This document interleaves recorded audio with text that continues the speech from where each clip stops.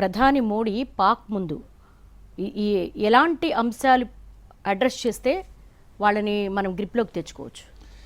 అంటే దీనికి ఒక సింగిల్ సొల్యూషన్ ఉండదు. ఇప్పుడు నేను చెప్పినట్లు ఎకనామిక్ మెజర్, పొలిటికల్ మెజర్, అన్ని రకాలుగా. అంటే పాకిస్తాన్ను డిప్లొమాటిక్గా ఎక్స్పోజ్ చేయాలి. ఇప్పుడు పాకిస్తాన్ ఇప్పటికీ అమెరికా కానీ యూరప్ కానీ మనకు ప్రీచ్ చేస్తారు. జయశంకర్ భాషలో చెప్పాలంటే they are only preachers, not partners. So global fight and terrorism అనేది మీకు నిజాయితీ ఉంటే let us declare Pakistan as a terrorist state. Pakistan ఒక తీవ్రవాద దేశంగా ప్రకటించాలి. ఎందుకంటే ఒక స్టేట్ పాలసీగా టెర్రరిజం ఎక్కడ ఉండదు. ప్రపంచంలో చాలా దేశాల నుంచి తీవ్రవాదులు ఉత్పత్తి అవుతూ ఉంటారు. కొన్ని దేశాల్లో అక్కడ ప్రభుత్వాల కన్నా కూడా తీవ్రవాదులే బలంగా ఉంటారు. కానీ పాకిస్తాన్ అది కాదు కదా. పాకిస్తాన్లో రాజ్యమే తీవ్రవాద రాజ్యం. Generally there are terrorist in a country ఇది టెర్రరిస్ట్గా ఉండదు. ఒక దేశంలో తీవ్రవాదులు ఉంటారు, కానీ తీవ్రవాదుల దేశం అది ప్రాబ్లం అక్కడ. సో అందువల్ల పాకిస్తాన్ తీవ్రవాద దేశం అనేది ప్రపంచం అంగీకరించాలి. ఇప్పటికైనా మీరు ఇంత చేసినా కూడా ఎక్కడ అమెరికా ట్రంప్ స్టేట్మెంట్లో మేము పాకిస్తాన్కు చెప్పాం, రేపటి నుంచి ఇండియా గడ్డ పైన ఒక్క రక్తపు చుక్క పడినా అది నీదే బాధ్యత అని చెప్పినామని అన్నారా? భారతదేశం చెప్తాను. విచిత్రమైన భారత ప్రభుత్వ వర్గాలు చెప్తున్నాను, అధికారికంగా కూడా కాదు, అది మీడియా క్లిక్లే.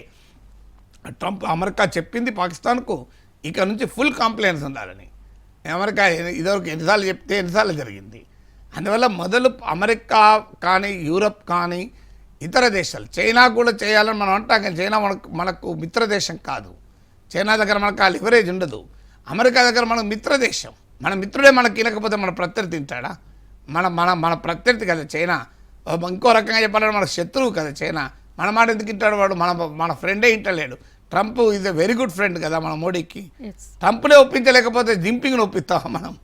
సో అందువల్ల జింపింగ్ ఇంట్రెస్ట్ వేరే ఉంటాయి కదా. సో అందువల్ల మొదలు అమెరికాను యూరప్ను ఒప్పించాలి. ఇది మీరు కాల్పులు ఆపడం కాదు, తీవ్రవాదాన్ని ఆపాలి. Not stoppage of fire, stoppage of terrorism, not cease fire, seize terrorism. Seize terrorism అనేది క్రైటీరియా, కానీ